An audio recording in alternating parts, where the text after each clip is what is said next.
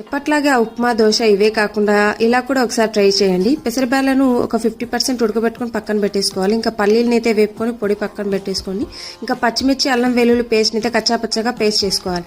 ఇంకా ఒక గిన్నె పెట్టేసి అందులో ఉప్పు, కొద్దిగా పెసరబ్యాలు ఉడకబెట్టుకున్నాం కదా అది, కొద్దిగా ఈ పచ్చిమిర్చి పేస్ట్ వేసి బాగా నీళ్ళనైతే చెల్లించేంత వరకు బాగా చెల్లిన తర్వాత అందులోనే కొద్దిగా 1.5 గ్లాస్ చొప్పున బియ్యం పిండి వేసి ఇంకా పల్లీల పొడి కూడా వేసి స్టవ్ నుంచి అయితే కిందికి దింపుకొని 10 నుంచి 15 నిమిషాలు పక్కన పెట్టేసుకోవాలి. ఇంకా దాంట్లోనే కొద్దిగా కొత్తిమీర, కరివేపాకు, నువ్వులు వేసి బాగా చపాతీ పిండిలాగా బాగా కలుపుకోవాలన్నమాట.